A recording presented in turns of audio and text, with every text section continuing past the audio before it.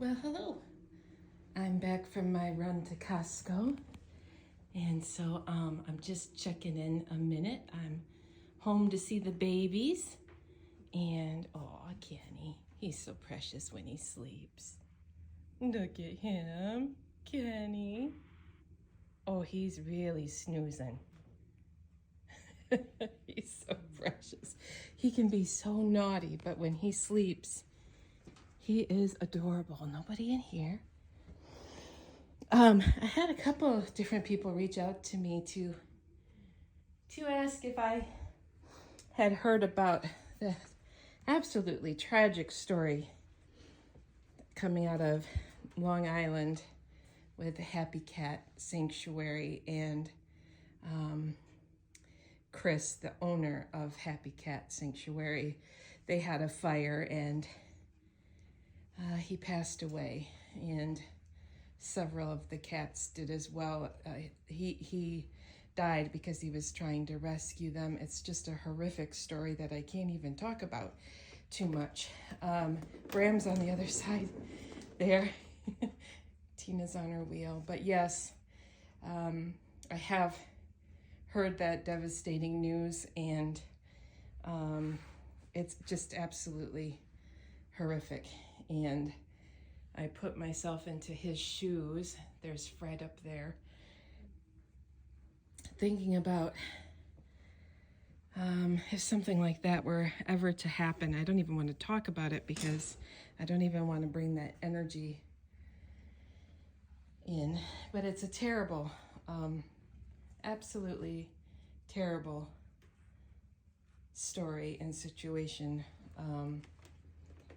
So our hearts obviously go out to them. Right, Rufus? Yeah, it's so sad.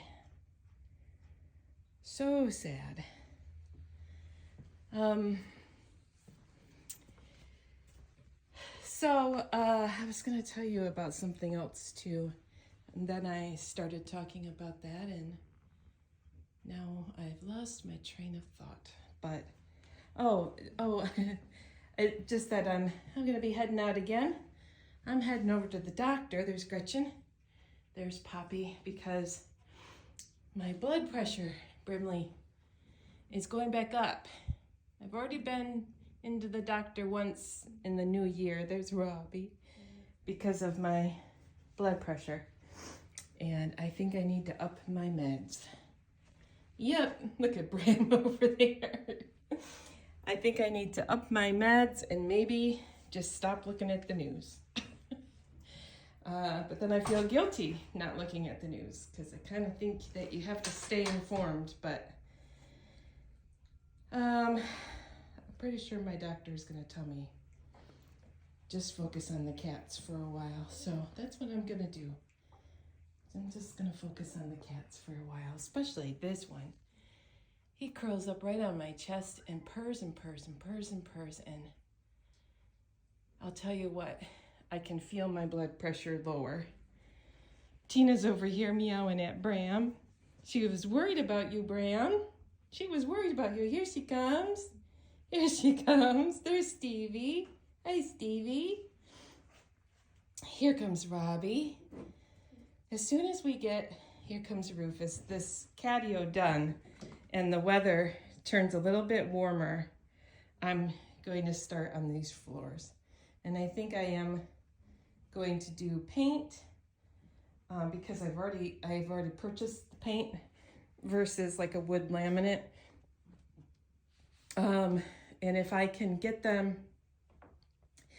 nice enough day where I can keep them outside from morning until nighttime, late nighttime, I think, in theory, that I can paint this and let them back in late at night and they could walk across it. I have to, of course, investigate that first and make sure. If you've ever painted cement floors and you know anything about it, especially if you are a sanctuary yourself or a rescue or whatever, and you have any advice, I welcome it. Yeah, Right, Robbie? I mean, that's the one positive of doing like a wood laminate floor, a floating floor that isn't, I just love him, isn't glued down, is that you just kind of snap it into place, and there's no strong fumes for the cats, and there's no drying of, the paint, that type of thing. So just something